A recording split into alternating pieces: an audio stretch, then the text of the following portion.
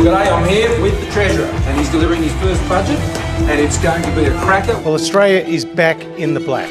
Not the time to change direction. Exactly. Even in political terms, it feels like a very long time ago and a galaxy far away that Josh Frydenberg was handing down the last pre-election budget. See, that's reflecting household consumption.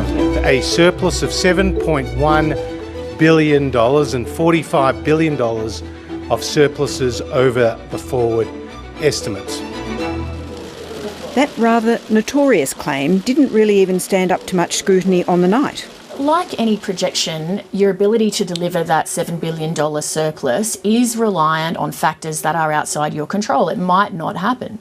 No, it will happen, and it's the product of bringing the spending under control and also ensuring that we continue to provide more money into people's pockets with the tax cuts we announced.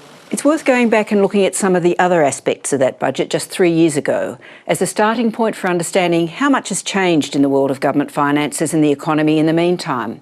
Or perhaps even what hasn't changed, despite a global pandemic, a recession, and now the return of serious inflationary pressures for the first time in several decades. Wages growth is still very low. The next election will be a referendum on wages. With this familiar backdrop of stagnant wages, a lot of the political messages weren't all that different in 2019 to the ones we've been hearing from the government in recent weeks. Talk of easing cost of living pressures and boosting Australia's skills base. We've been talking endlessly about crazy petrol prices. The numbers are astronomical. One thing that has changed, this was all before the surge in inflation linked to higher petrol prices and before the rush of demand for workers in a world where we suddenly don't have as many temporary migrants to fill jobs. In 2019, the government's response to cost of living pressures was to double the number of people receiving what is known as the Lamington, or low and middle income tax offset. Also, instead of the once-off cut in petrol excise being discussed now, there was a once-off energy rebate in 2019. In between, there has been the huge spend on COVID, but buried beneath that has been a profound change in the role of government over the last 3 years, which also frames the budget for the next 3 years. The budget is challenged, but it's not COVID. In fact, it's the everything else that happened while our attention was elsewhere. One is that the world became a more dangerous place, and we will, like it or not, need to spend more on defence. The other is a similar story around social security, where a whole bunch of royal commissions, inquiries tell us we haven't been spending enough. Now, over the past year, the government has put in a lot extra there already, almost $25 billion a year at an ongoing rate, but not yet enough. Richardson's point is illustrated by Treasury's projections in December for the dollar change in what we will be spending in the 2024 financial year compared with a 2018 baseline, with significant increases in defence, education, health and social security. So the cost of running Australia rose in recent years, around defence and social security. But the rules that we've set around the budget, they actually haven't changed enormously, including one that says there's a limit on how much tax we will raise as a share of the economy. And that combination is a challenge. We've had a tax cap for some time. 23.9% of GDP is where our tax cap is currently set at.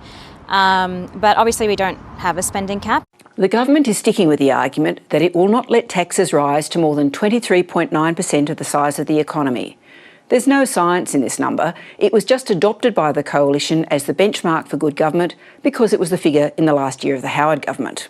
Like it or not, the cost of running Australia has risen and we have to pay for that. Now, that's a very difficult national conversation. About 2% of national income has to be taken out of the pockets of families and businesses and into the pockets of government to pay for that. We need to have that conversation, but it's an election campaign, so we won't. For a lot of those costs, the aged care costs, the pension costs, I don't think that's something we can claim we didn't know was coming.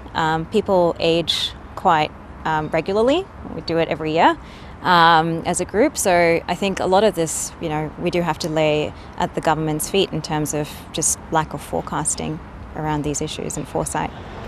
Shorter term though, some things have improved over the 12 months since last year's budget. With more Australians back at work this year's deficit is $52.7 billion lower than it was expected just over 6 months ago in last year's budget. By December, the mid-year review of the budget had the 2021-22 deficit down from $106 billion to just $99 billion, with further improvements expected to show up tomorrow night. Two things. One, we're recovering faster from COVID than expected, better from COVID as well. We used to only be aiming for an unemployment rate of under 6. Now, within a matter of weeks, it could be 3.5%. But the other thing is that the world has given us a massive pay rise. We sell energy and food to the world. Much of what you will hear tomorrow, however, won't be about the budget bottom line, but about a continuing escalation in the cost of living, ramped up even further by the impact of war in Ukraine on petrol prices. There'll be a number of measures in the budget which go to the heart of the cost of living issue. Fuel prices have skyrocketed, and of course for many families this is not a choice. If they cared about these cost of living pressures that they're talking about now, they wouldn't have come after people's wages for 10 years. Notably, Australia is in an unusual inflation pattern. It's not wages pushing inflation higher, it's prices. But if you start trying to help with cost of living by reducing prices, you actually can make inflation worse. At the moment, we are starting to see that wage growth being outpaced by inflation. So it's a really tricky problem that the government's going to have to try and solve. They can implement a bunch of short-term measures to deal with that inflation, but it is very difficult to thread that needle. On top of this, tomorrow night will be dominated by the spending typically splashed around in a pre-election budget. Remember that the mid-year review in December contained an eye-watering $16 billion of decisions taken but not yet announced. About half of that was for the purchase of vaccines. The rest represents a significant election war chest and plenty of announcements between now and polling day.